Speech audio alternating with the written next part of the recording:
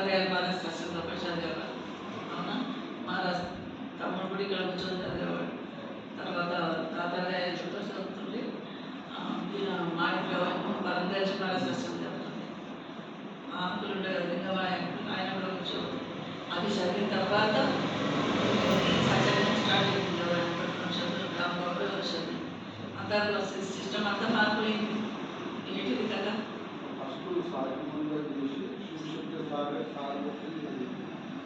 ఎవరు ఎప్పుడు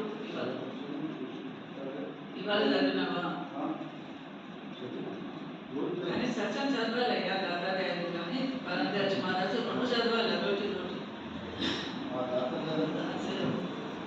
వాళ్ళు రావడం తగ్గిపోయింది, వచ్చి కష్టమైపోయింది. లింగమయ్యకు చనిపోయాయి, మా ఇంట్లో చనిపోయాయి. ఇప్పుడు చదువుకుంటే వాళ్ళు చదివే స్థితిలో లేదు. వచ్చిన కూడా చదవమంటారు. ఏం చేస్తారు కదా, కష్టం ఉంటుంది. చదవాలి కదా, చదువు వచ్చిన వాళ్ళు చదవకపోతే ఎట్లా? ఒకటి తాతగారిది, ఒకటి పరంపర. అంతకంటే గొప్పగా ఎవరో మేము చెప్పము.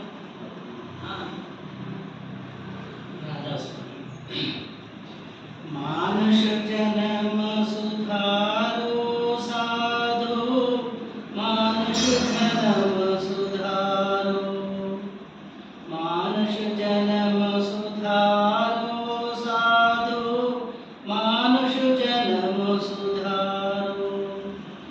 अपनी करनी पार उतरने मन में समझ विचारो, जैसी करनी वैसी भरनी जन्म जुआ मत हारो, जैसी करनी वैसी भरनी जन्म जुआ मत हारो।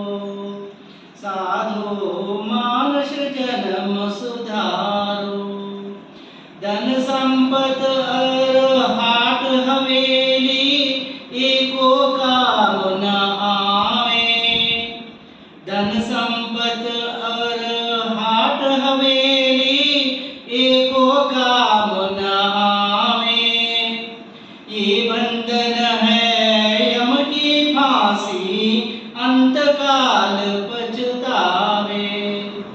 यह बंधन है यम की फांसी, अंतकाल पछतावे। साधो मानस जन्म सुधारो, मात पिता भाई सुत बंधु संग न कोई सहाई। मात पिता भाई सुत बंधु संग न कोई सहाई। गुरु की दया से काज सवारो, बनत बनत बन जाई। गुरु की दया से काज सवारो, बनत बनत बन जाई। साधो मानुष जन्म सुधारो, अवसर पाया नर्तन पाया दुर्लभ अधिक अनूपा। अवसर पाया नर्तन पाया दुर्लभ अधिक अनूपा। कर सत्संग सार कुछ समझो, निरखो अपना रूपा। कर सत्संग सार कुछ समझो, निरखो अपना रूपा। साधो मानस जन्म सुधारो, राधा स्वामी राधा स्वामी राधा स्वामी गाओ। राधा स्वामी राधा स्वामी राधा स्वामी गाओ। राधा स्वामी चरणन ध्यान लगा कर, दुर्पद जाए समाओ। राधा स्वामी चरणन ध्यान लगा कर, दुर्पद जाए समाओ। साधो मानुष जन्म सुधारो, साधो मानुष जन्म सुधारो।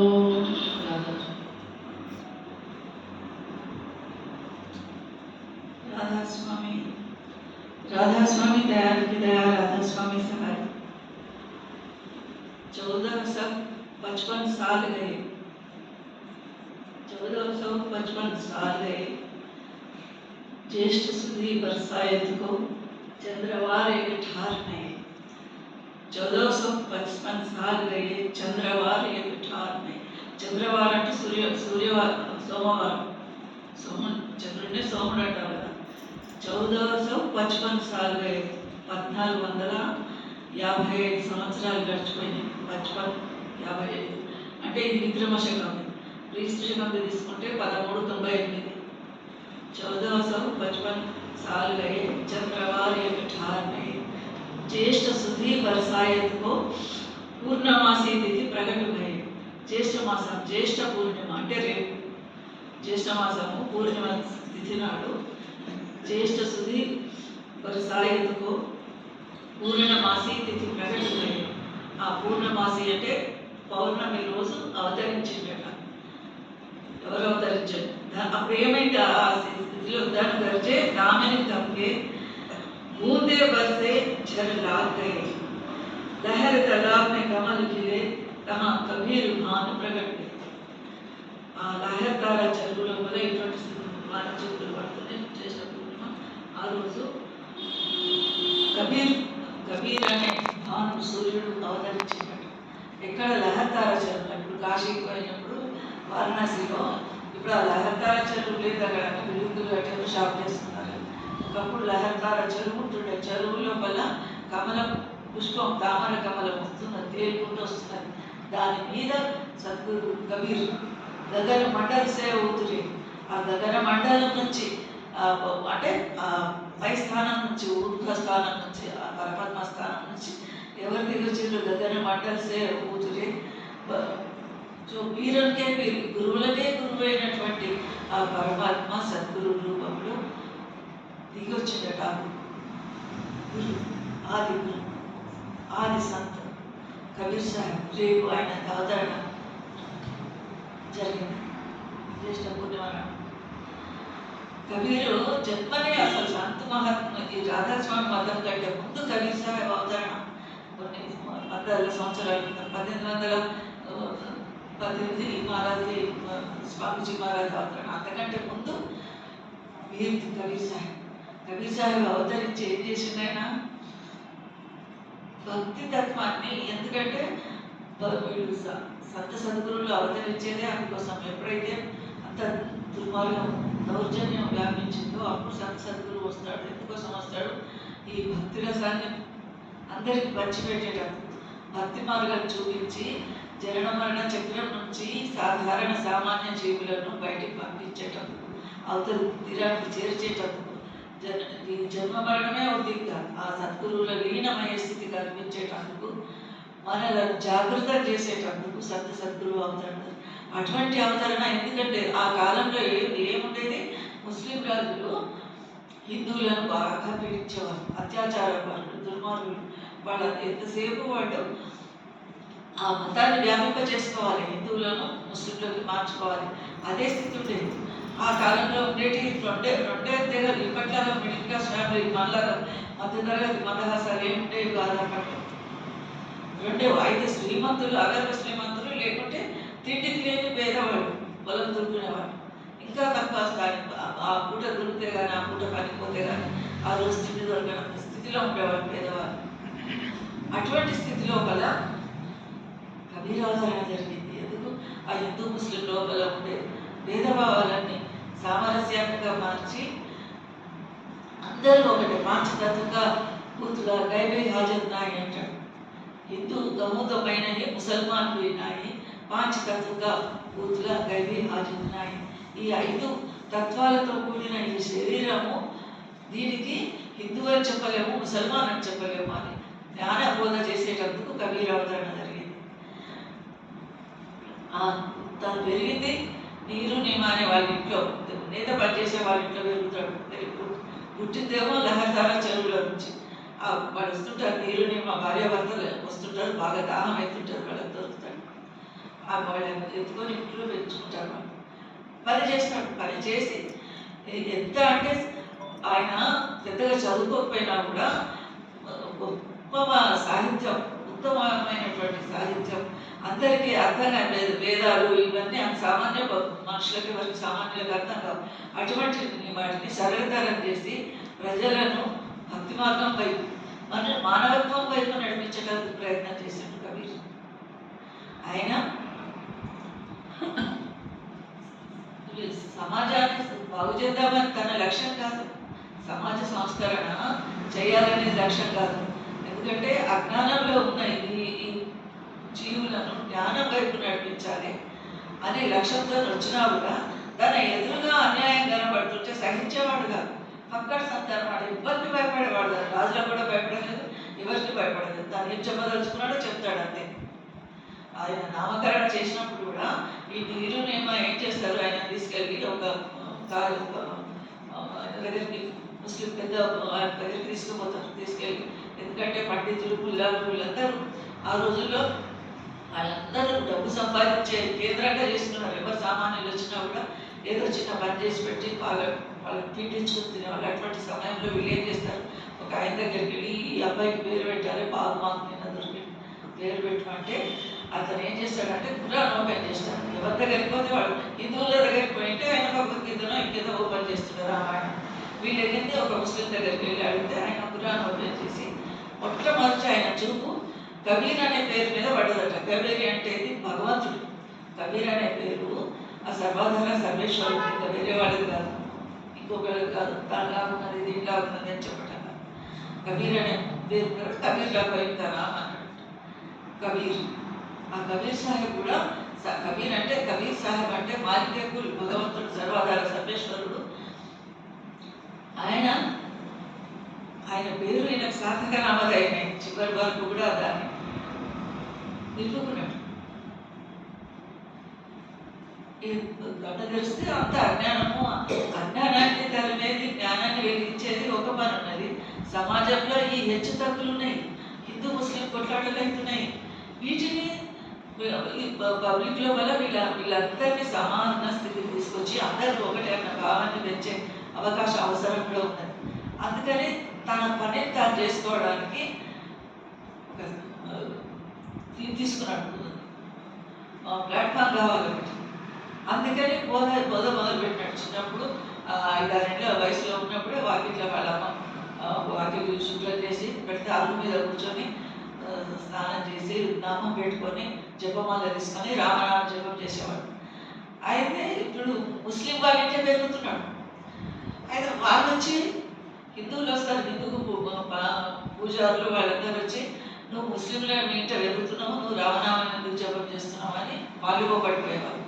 తర్వాత ముస్లింలు వచ్చి, ఏమిటో నువ్వు మా మనిషికి నువ్వు హిందూ రామని ఎందుకు తలపిస్తావు, రహీమను, ఇంకోటను, కరీమను, ఇదెందుకని వాళ్ళు అనేవారు.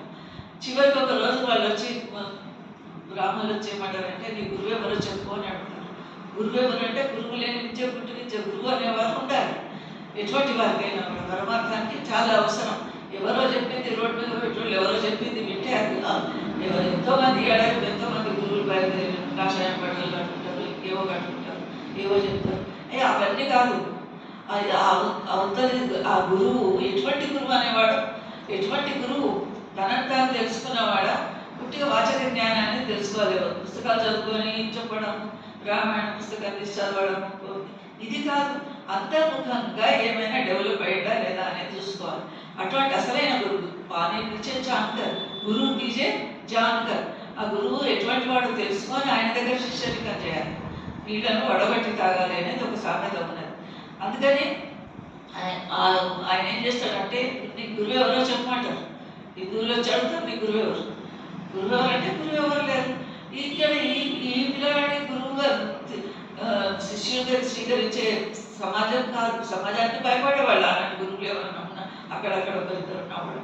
రామానందుడు ఆనాటి సమాజంలో గొప్ప గురువుగా పేరు తెచ్చుకున్నాడు. రామానందుడు, ఆ రామానందుడు ఆయన దగ్గర శిష్యరికం చేయాలి. ఎట్లా చేయాలి, తను డైరెక్ట్ పోయాడితే ఆయన ఒప్పుకుంటాడో లేదో తెలియదు. అందుకని ఏం చేస్తాడు నా అబ్బాయి, వీళ్ళందరూ వచ్చి అడుగుతారు, నీ గురువు ఎవరు అంటే రేపు చెప్తా అంటాడు. ఈలోగా ఆలోచించి తెల్లవారు ఏం చేస్తాడు, పొద్దున సూర్యోదయానికి కంటే ముందే 4-5 గంటల ప్రాంతంలో గంగానదికి స్నానానికి పోతాడు రామానుడు. తన శిష్యుని తీసుకొని స్నానానికి మెట్లు దిగుతుంటాడు. ఈ కవి సార్ ఏం చేస్తాడంటే కవిలు మెట్ల మీద పడుకుంటాడు. మెట్ల మీద పడుకునేసరికి ఆయన చూసుకోకుండా చీకటి మసక గుంటది కాగట్టేస్తాడు, తొక్కుతాడు, ఇట్లా ఏదో పండుగ తొక్కుతాడు, అరుస్తాడు అన్నమాట కవి తన నొప్పి అవుతుంది అన్నట్టుగా అరిస్తే ఆయన అంటాడు బేట రామ్ రామ్ బోలో రామరామ అను అని అంటాడు. అని వెళ్ళిపోతాడు. ఆయన ఏమంటాడు రామరామ అని చెప్పు అని అంటున్నాడు. నాకు ఇదే ఉపదేశం అయిపోయింది. నాకు తెల్లారి మళ్ళీ పట్ల కూర్చుంటాడు, భజన చేస్తుంటాడు. చిన్న చిన్న పిల్లల్ని తోటి పిల్లల్ని కూర్చోబెట్టుకుని భజన చేస్తుంటాడు. నీ గురువు ఎవరు చెప్తాను కదా, వాళ్ళు ఎవరు నీ గురువు అంటే నా గురువు రామానందుడు. రామానందుడు కట్టర్ వైష్ణవ సంప్రదాయానికి ప్రతీక. ఆయన నిన్ను ఎట్లా శిష్యుడిగా చేసుకున్నాడు, ఆయన నీకెప్పుడు నామకరణం ఇచ్చిండు అని వాళ్ళు అంటారు. అంటే లేదు నాకు గురువు రామానందుడు అంటే ఈ వార్త రామానందుడికి పోతుంది. ఆయన పిలిపిస్తాడు.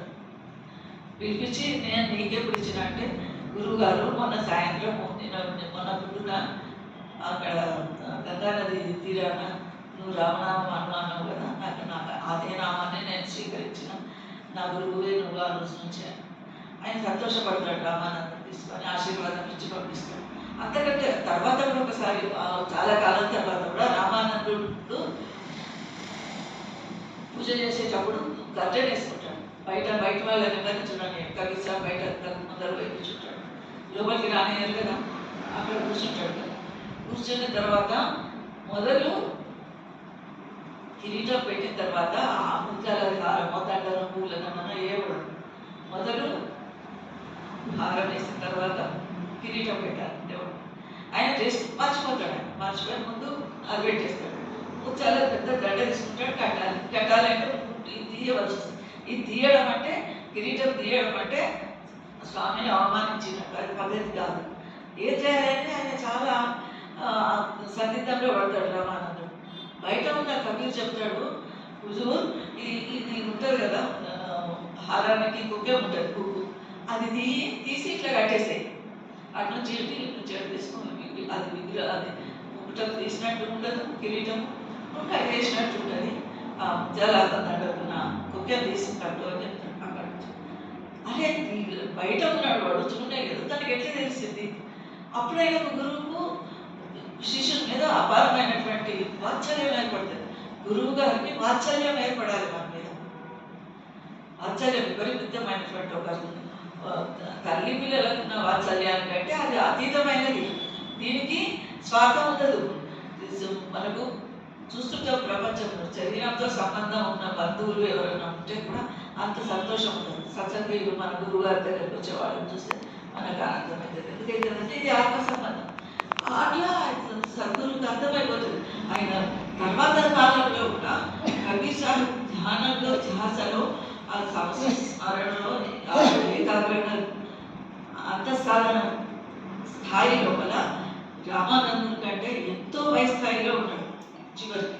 కానీ ఎప్పుడు కూడా నేను గురువు గారి కంటే నేను ఎక్కువ స్థాయిలో ఉన్నాను ఆయన తన అహంభావం చూపెట్టలేదు.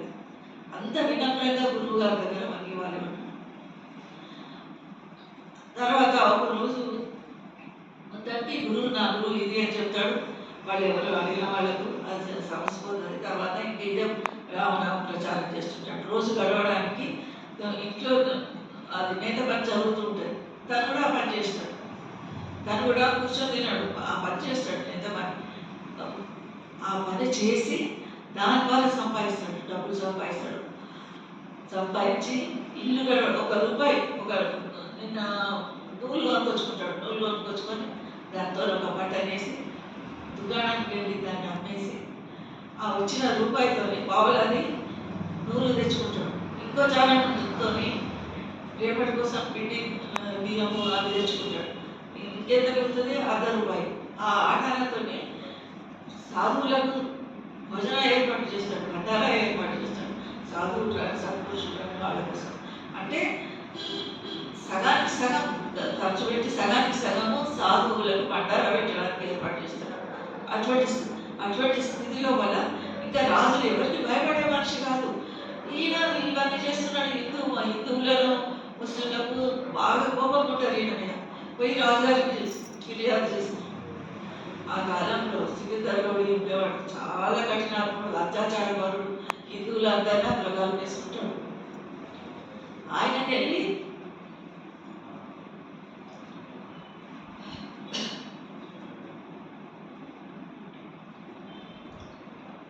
కవి ఎవరి మాట వినడు,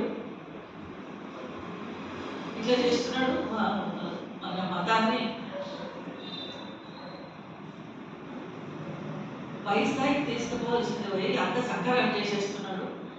అందరు కూర్చోబెట్టుకొని భజన చేస్తుంటాడు. ఇవన్నీ ఆయనకి వెళ్ళి చెప్తాడు.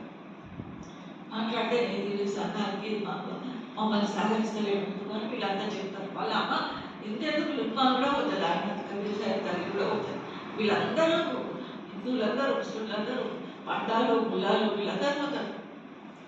రాజు ముల్లా అని పిలిపిస్తే ఆ టైంలో ఉంటాడు, ఎక్కడో ఉంటాడు, పక్కన సత్తు ఎక్కడో ధ్యానం చేస్తున్నాడు, ఎక్కడో కూర్చున్నాడు, ఏ చెట్టు కిందనో ఏ అడవిలో ఎక్కడో కూర్చున్నాడు. మొత్తానికి రాజభటులు పట్టుకుంటారు. పట్టుకొని సాయం సమయానికి తీసుకుపోయి సికిందర్ ముందర నిలబడితే, ఎందుకు ఏం చేస్తున్నాం మొదటి నుంచి అంటే ఒక తమాషా చూస్తున్నాం. ఏం తమాషా చూస్తున్నాం అంటే సూది వెచ్చంలో నుంచి ఏనుగు పోతున్నదంట. సూదికి ఎంత ఉంటుంది రంధ్రము, దారం ఇచ్చినందుకే కష్టమవుతుంది. అంత సూది రంధ్రంలో నుంచి ఏనుగులు, ఒట్టెలు, సూర్యుడు, చంద్రుడు అందరూ పోతున్నారు అందులో నుంచి. ఆ తమాషా కనబడింది, నేను చూస్తున్నాను. వాళ్ళంటారు ఏం లేదట, సహజమయ్యే మాట చెప్పు, ఇదే మాట అంటే ఆయన అంటాడు, కను చూపు కంటి పాప సూది వెచ్చం కంటే కూడా సూక్ష్మంగా ఉంటారు. నా కంట్లో వచ్చి ఆయన అంతా పోతున్నారు లోపలి, అది చూస్తున్నాను అంటాడు. చెప్పి ఏదో తప్పించు. ఆయన రాజుగారు ఆశ్చర్యపోతాడు. ఆ సికిందర్లో ఆయన వెళ్ళిపోతున్నాడు. ఆయన ఈయన వదిలేస్తాడు, అవతలకి వెళ్ళిపోతాడు. వెళ్ళిపోయిన తర్వాత మళ్ళీ అది పక్కకు ఒక ధర్మశాల ఉంటుంది. ధర్మశాల లోపల వీర్ సింగ్, రాజా వీర్ సింగ్, వాఘేలా వంశం వీర్ సింగ్ అని ఆయన వచ్చి రాజు, సామంత రాజు, ఆయన వచ్చి అక్కడ ధర్మశాలలో ఉంటాడు. కబీర్ సాహెబ్ అక్కడికి పోతాడు. ధర్మశాలకు వెళ్ళినప్పుడు మాట్లాడతారు, ఆ రాజు ఈయన మాట్లాడతారు. మాట్లాడినప్పుడు ఎప్పటి నుంచి వచ్చినా ఈ ధర్మశాలలో అని అడుగుతారు. అని అడిగి, ధర్మశాల అంటే వ్యక్తి ఇది నాదే, దాని సంస్థానం అంతా నాదే, నేనే రాజును. ఆయన కాదు, నీకంటే ముందు కొంతమంది ఉన్నారు, నీ తర్వాత ఇంకెవరో వస్తారు, ఇది ధర్మశాల కాక ఇంకేంటిది అని. ఆ రకంగా ఇద్దరి మధ్య చర్చ జరిగి ఈయన భక్తుడైపోతాడు. రాజా వీర్ సింగ్, ఒక వీర్ సింగ్ ఇట్లా. అట్లాగే వఘేలా వంశం రాజులు, సోలంకి రాజులకు కూడా సంతానం లేకపోతే కవి సాహెబ్ శరణం లేకపోతాడు. పోతే వాళ్ళు కూడా వాళ్ళకు నీకు సంతానం కలుగుతుంది, వ్యాఘ్రదేవుడు అని పేరు పెట్టాడు. వ్యాఘ్రదేవుడు అంటే వ్యాఘ్రం అంటే పులి, వ్యాఘ్రదేవుడు అని పేరు పెట్టు అని చెప్పి ఆ వ్యాఘ్ర రాజుకు వఘేలా గుజరాత్ సోలంకి వంశ రాజుకు ఆశీర్వాచనం ఇచ్చి వెళ్ళిపోతాడు. కొన్ని రోజులు అయినాక ఒక సంవత్సరం తర్వాత పిల్లవాడుతాడు. పూర్తిగా సింహం లాగానే ఉంటాడు, కళ్ళు ముఖం అంత సింహం లాగా ఉంటాడు. అట్లా ఎవరైనా చూస్తే ఏమనుకుంటారు, ఈ సింహంలా పెరుగుల్లా ఉన్నాడు వీడు అని. తల్లిదండ్రులు తీసుకుపోయి అడవిలో పడేసి వచ్చేస్తాడు. కబీర్ సాబ్ అనుకోకుండా ఆ రోజు ఆ దారి నుంచి వచ్చుకుంటా చూస్తాడు. చూసి ఇదేంటి పిల్లవాడు అని ముఖం చూడగానే అర్థమైపోతుంది. ఈయన ఫలానా వాళ్ళ పిల్లవాళ్ళని తీసుకెళ్ళి రాజుగా పెడతాడు. ఈయన వ్యాఘ్రదేవుడు అని పేరు పెట్టండి, ఈ మీ వాకిలా వంశానికి ఈయన ఎంతో ముందుకు తీసుకుపోతాడు అని. ఆ వ్యాఘ్రదేవుడు కూడా కబీర్ సాబ్కి ఎంతో భక్తి చేస్తాడు, ఎంతో ఆయన సేవ చేస్తాడు. దానివల్ల కబీర్ సాబ్ ఎట్లయితే ధని ధర్మరాజుకు వరం ఇస్తాడు, ధని ధర్మరాజు కొడుకు శరణాగతి వచ్చినప్పుడు 40 తరాల వరకు మీ వంశస్థులే భక్తి సామ్రాజ్యాన్ని వెళ్తారని చెప్తాడు. అట్లాగే ఈయన కూడా అదే చెప్తాడు. సోలంకి రాజు కూడా 40 తరాల వరకు వ్యాఘ్రదేవుడికి అదే చెప్తాడు. ఈ పరివారం అంతా భక్తులు ఇప్పటికీ కూడా కబీర్ సాహెబ్ వంశస్థులు వాళ్ళందరూ. కబీర్ సాహెబ్కు ఈ వంశస్థులందరూ కబీర్ సాహెబ్ భక్తులే. ఈ విధంగా ఒక్కొక్కరి ధర్మదాస్యమో బాహ్య డబ్బు మీద, ధనం మీద ఉన్న వ్యామోహాన్ని తొలగించాడు. వీళ్ళకేమో భక్తి మార్గం వీళ్ళకి వచ్చేటందుకు ఏర్పాటు చేస్తున్నాడు. ఇట్లాగే ఎక్కడ పోయినా కూడా ధర్మోపదేశం ఎవరు ఎదురొచ్చినా ఎవరికి తగినటువంటిది వాళ్ళు. దాదాపు ఏ విధంగా అయితే ఎటువంటి క్రిస్టియన్లు వస్తే వాళ్ళకి తగినట్టు, ముస్లింలు వస్తే వాళ్ళకి తగినట్టు.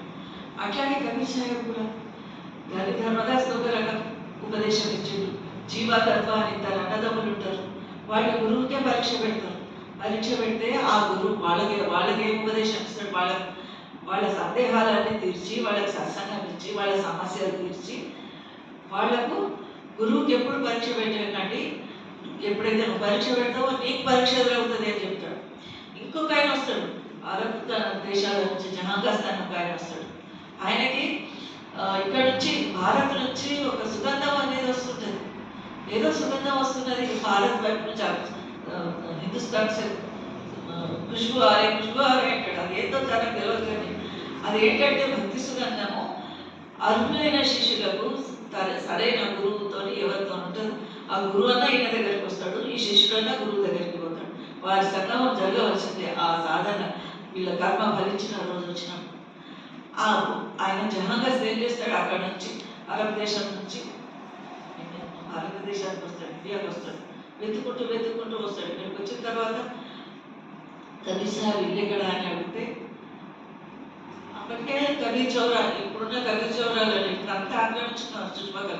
అయినా సరే ఇప్పుడు కూడా చాలా పెద్ద ఆశ్రమం ఉంటుంది కబీర్ చౌరా, కబీర్ సాహెబ్. అప్పట్లో ఇంకా ఎక్కువ స్థలం ఉండేది. అందరికీ తెలుసు కబీర్ సాహెబ్ ఇల్లు ఎక్కడ అంటే ఎవరో చెప్తారు, కబీర్ మకాన్ ఎక్కడ అని ఎవరో చెప్తూ పోతాడు. పోయి చూసేసరికి కబీర్ సాహెబ్కి అర్థమైపోతుంది, నాకు జరగబోయేది జరుగుతున్నది అన్నీ అవగతమైతే తెలుస్తుంటాయి. తన కోసం జహాంగస్తు అరబ్ దేశం నుంచి వస్తున్నాడు అనేది అర్థమైంది. తెలిసి సాహెబ్ ఎట్లా తెలుస్తుంది ఆయనకంటే అది ఆత్మశక్తి ధార, విచార శక్తి ధార ద్వారా తెలుస్తుంది.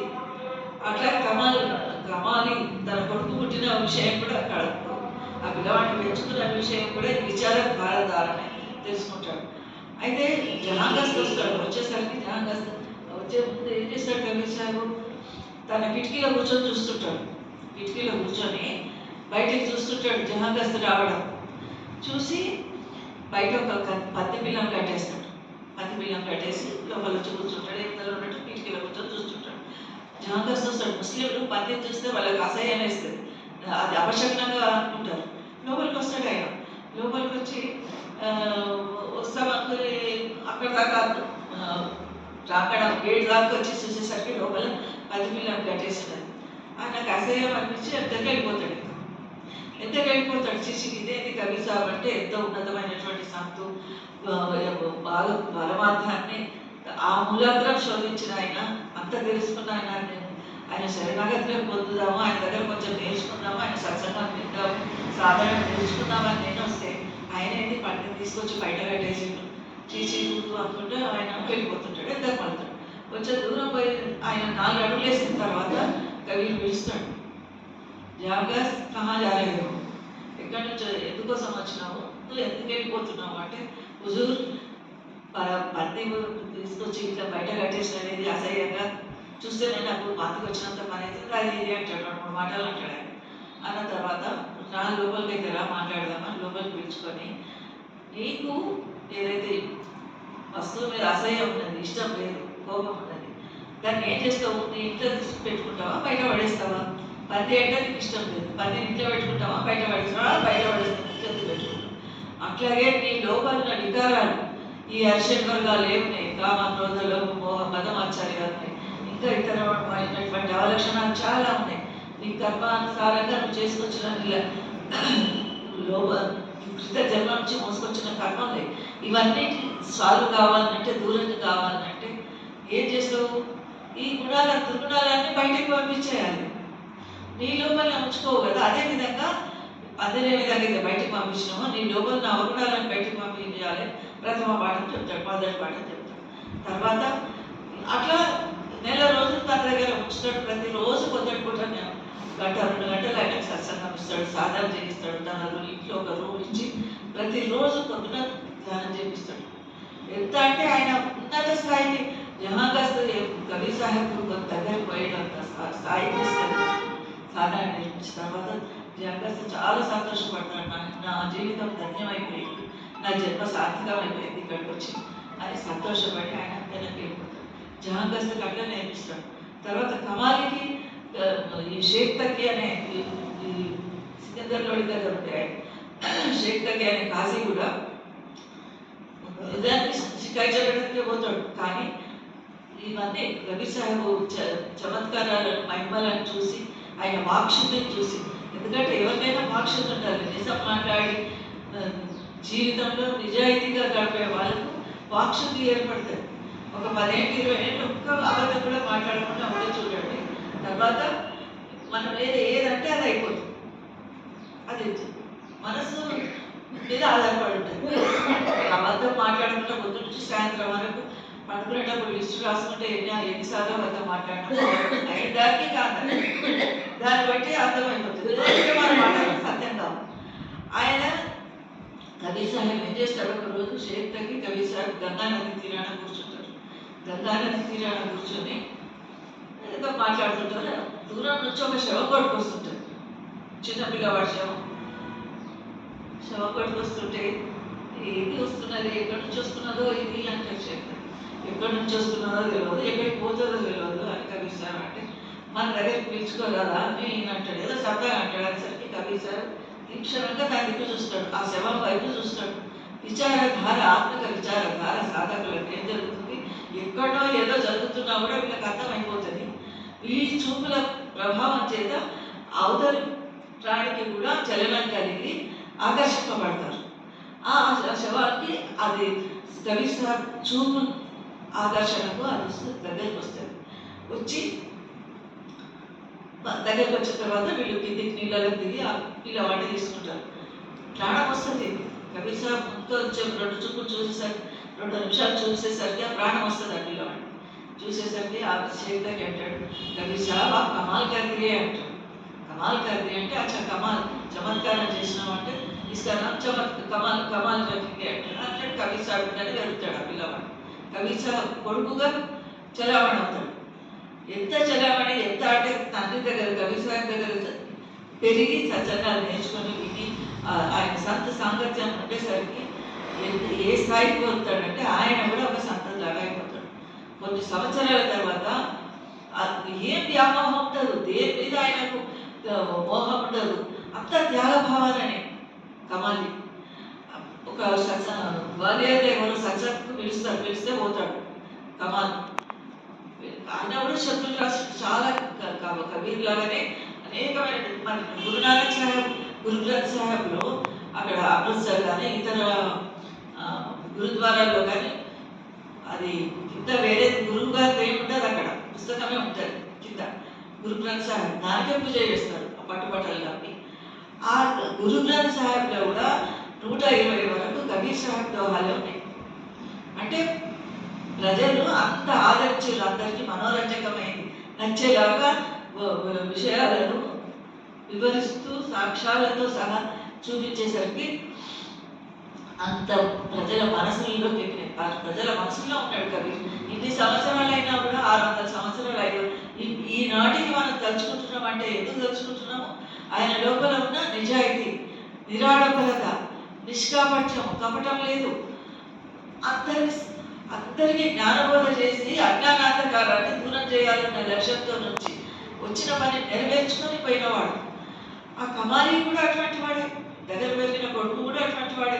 ఆయన ఏం చేస్తాడు, ఒకరోజు గ్వాలియర్ పోతే ఏదో శ్రీమంతులు ఇల్లు అక్కడ సత్సంగం పెడితే పోతారు, సత్సంగం ఇస్తాడు. వచ్చేటప్పుడు ఇంకా అక్కడ ఇప్పుడు బాగా శ్రీమంతుడు ఏమన్నా ఇయ్యాలి, ఈయనకు సంతోషంగా ఉన్న తృప్తి మేరకు ఈయనకు ఇస్తా అనుకుందా, కొంచెం ఏదో డబ్బులు ఇవ్వబోతాడు. అంటే ఇంకా పూర్తిగా త్యాగశీలి ఆయన. అసలు ₹1 పుట్టాడు, ఒక నయా పైసా పుట్టుకోడు వద్దంట. ఇప్పటి వాళ్ళలాగా ఇవ్వండి పోయినసారి నాకు 5 లక్షలు ఇవ్వాలి, 2 లక్షలు ఇచ్చిన 3 లక్షలు, ఈ వ్యవసాయాలు లేవు, ఆశ్రమాలను పెంచుకోవాలని లేదు, పేరు ప్రఖ్యాతులను పెంచుకోవాలని లేదు ఆనాటి వాళ్ళకు. అందుకని ఇవాళకి కూడా మనం తలుచుకుంటున్నాం. ఆయన ఏం చేస్తాడు, ఈ సహకారి ఆయనకి ఇవ్వాలని ఉన్నది, ఈయన తీసుకొని అంటున్నాడు. చీకటి అయిపోయింది, రేపు పొద్దున కమాలి వెళ్ళిపోతాడు, వారణాసికి వెళ్ళిపోతాడు. రాత్రి పడుకుంటాడు. ఆయన పడుకున్నప్పుడు ఏం చేస్తాడు, ఈయన మనసాగంగా ఈ భక్తుడు ఒక విలువైన రత్నం వజ్ర వైవిధ్యాలతో కూడిందంటే ఈ కమాలి తల బాగా కట్టుకుంటాడు అన్నమాట. ఆ తల భాగాలు మెల్లగా పెట్టేస్తాడు ఈయన చూడకు. ఈ విషయం తెలియదు, కమాలి పెట్టేసుకుంటాడు. ఇంటికి వస్తాడు. ఇంటికి వచ్చిన తర్వాత వచ్చేసరికి చీకటి అయిపోతాడు, రాత్రి పడుకుంటాడు. పడుకున్నప్పుడు ఆ నిద్రలో తల బాగా పక్కకు పోయి ఆ రత్నం పక్కకి కింద పడుతుంది చూస్తాడు కబీర్ సాహెబ్. ఆ, ఈ కమాల్ ఏం చేసిండు, రామనామాన్ని మాలిక్ సాహిబ్ కా నామ్ బేచ్కర్ ఆయా కబీర్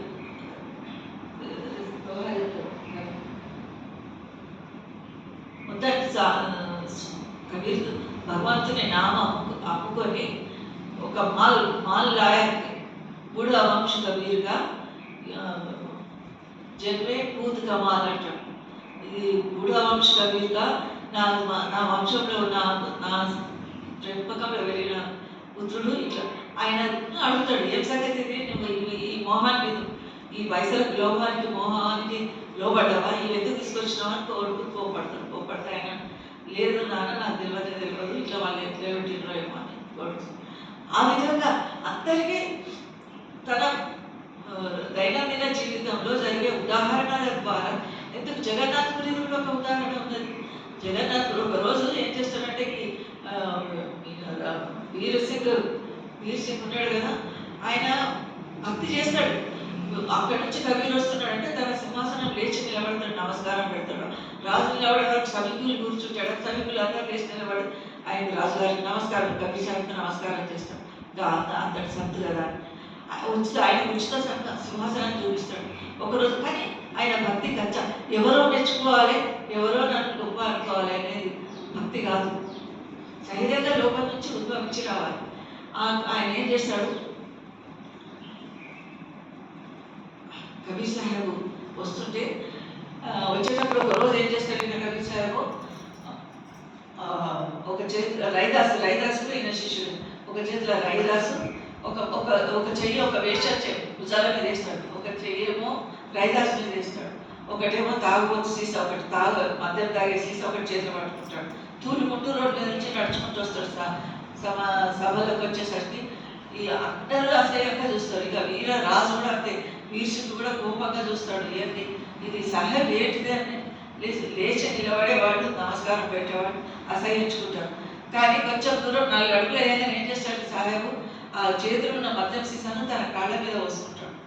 కాళ్ళ మీద వేసుకునేసరికి ఏం చేస్తున్నావు, సభకు వచ్చిందే తప్పు, వచ్చి ఇక్కడ వచ్చి అదంతా మద్యం కింద వస్తున్నావా మా సభలోనే అడుగుతారు. అడిగితే ఆయన అంటాడు, అక్కడ పూరి జగన్నాథుడికి నైవేద్యం పెడుతున్నారు, అక్కడ నిప్పట్టుకున్నది ఆపుతున్నా అని అంటాడు. ఇక్కడున్న మనిషి అక్కడ ఎట్లా అంటాడు అంటే ఇది ఆత్మిక విచారధారకు ఎగ్జాంపుల్ అనమాట. రాజు ఊరుకోరు కదా, నిమిషంలో ఆయన రుజువు కావాలి. నేను చెప్తున్నాడు, చెప్పినంత మాత్రం ఆయన నమ్ముతాడా, మనుషులను పంపిస్తాడు. ఇదేగానే బయట భుజం స్వారీ వేసుకుంటారు, ఇద్దరు దుద్దలు పోతారు పూరి జగన్నాథుని దగ్గరికి, ఆ గుడికి పోయి కనుక్కుంటారు. అలానా 4 రోజుల క్రితం ఇక్కడ ఏం జరిగింది అంటే ఏం లేదు, నైవేద్యం పెడుతుంటే జగన్నాథునికి స్వామికి నైవేద్యం పెడుతుంటే అక్కడ పట్టుబట్ట అంటింది, స్వామిది పట్టుబట్ట అంటింది, ఇలా అంటుకున్నది, నిప్పు అంటుకున్నది. కబీర్ సాహెబ్ వచ్చింది ఆయన మాటలు నారిపెట్టు అని చెప్తారు అక్కడ వాళ్ళు. మళ్ళీ వాళ్ళు వచ్చి చెప్తే అప్పుడు ఈయనకు సంపూర్ణమైనటువంటి విశ్వాసం కలుగుతుంది. ఈయనకు పూర్తి విశ్వాసం కలిగేటందుకు గాను ఇటువంటి నాటకం ఆడవలసి వచ్చింది. ఒక్కొక్కరికి జ్ఞానోదయం చేసేటందుకు ఈ విధంగా చివరికి కబీర్ సాహెబ్ అవతరణ సమాప్తమైనప్పుడు కూడా అంతే 120 సంవత్సరాలు గడుపుతాడు. కబీర్ ధారావాదముకి సద్గురు దైలకాయ్ తాగి ఉలట్ సుమిరన్ కరో స్వామి సంఘ రాధాస్వామి నామాన్ని ముందుగా ఇచ్చింది కబీర్ సాహెబ్. కబీర్ ధార, ఆ ధార పై నుంచి వచ్చింది అగమద్వారం కబీర్ ధార ఆగముకి సద్గురు దీన్ దైలకాయ్ తాగి ఉల్టా సుమిరన్ కరోతో ధార రాధా మంజాయగా. కానీ ఎందుకు ఆయన రాధాస్వామి నామాన్ని ఇయ్యలేదంటే 120 సంవత్సరాలు పాటు ఆయన రామనామం జపం చేసి చివరికి 120 రాధాస్వామి అంటే ఏ రాధాస్వామి కహాసే ఆయా అని అడిగేవాళ్ళు అన్నాడు సమాజం. అందుకని దాన్ని గుప్తంగా పెడుతున్నాడు, క్యాప్సూల్లో పెడుతున్నాడు రామనామాన్ని. అయితే ఎవరో అంటారు కబీర్ సాహెబ్ జీవితం ఉన్నంత కాలము కాశీ ఉన్నాడు, కాశ్యం మరణముక్తి అంటారు, కాశీలో మరణించిన వాళ్ళకు ముక్తి వస్తుంది అనేది ఒక నానుడి ఉన్నది, ఒకటి సామెత. అయితే ఇక్కడ కాశీలో చనిపోతే ముక్తి దొరుకుతుందని కబీర్ సాహెబ్ ఇన్ని రోజులు ఉళ్ళు పట్టుకొని తిరిగిండు, జ్ఞానబోధ చేసుకుంటా. ఇప్పుడు చూడు ఇక్కడనే ఉన్నాడు చూడు అని ఎవరు అంటారు. అప్పుడు కబీర్ సాహెబ్ ఒకటి స్ట్రైక్ అవుతుంది, ఓహో ఇంకా ఒక దురాచారం ఉన్నది, ఒక మూఢనమ్మకం ఉన్నది, ఈ ఈ అంధవిశ్వాసాలను దూరం చేసేటందుకే జీవితాంతం ప్రయత్నం చేసిన అందరు మూఢనమ్మకాలు ముస్లింలది కూడా నా సాహిత్య కైసానే ముస్లింలు కూడా అజా ఎందుకు ఇస్తారు మసీదు లోపల అజా ఇచ్చేటందుకు పైకి ఎందుకు అజా ఇస్తారు మీరు చివటి నేవర్ వాలే సోహీ సాహెబ్ సుంటాయి చీమ నడుస్తున్న చప్పుడు కూడా భగవంతుడు వినగలుగుతాడు. అటువంటిప్పుడు మీరు ఆ బాంగ్ ముల్లా బాంగ్ పుకారే ముల్లా మీదికి ఎక్కి అజా ఇచ్చే అవసరం ఏమున్నది? భగవంతుడిని లోపల అంతరంలో ధ్యానం చేసుకో, అంతరంలో దర్శనం చేసుకో. గట్టిగా పిలిస్తే నేను చెవిటివాడ యా సాహెబ్ తెగా బెహరా హై నీ సాహెబ్ భగవంతుడు చెవిటివాడ అని అడుగుతాడు. అదేవిధంగా అదొక వాళ్ళని దూరం చేస్తున్నాడు, వాళ్ళ లోపల అంధవిశ్వాసాలు. మళ్ళా చివరికి ఏం చేస్తాడంటే కాశీలో చనిపోతే ముక్తి దొరుకుతుంది అనుకుంటున్నావు కదా, మరి అటువంటిప్పుడు జీవితం అంతా ఈ రామనామ జపం చేసి వాయిదా లాభం అయింది. ఇంకా చేయనాడు కూడా ఏం లాభం చేయనాడు. దొంగలు దుర్మార్గులు అందరూ ముక్తి పొందేలాగా కాశీలో ఉన్న వాళ్ళు అయితే 1,00,000 మంది ఎంతమంది ఉన్నారో జనాభా 1 మంది అందరు పోవాల్సిందేనా? తప్పులు చేసిన వాళ్ళు కూడా కర్మ అనుభవించకుండా అందరికి ముక్తి దొరుకుతుందా?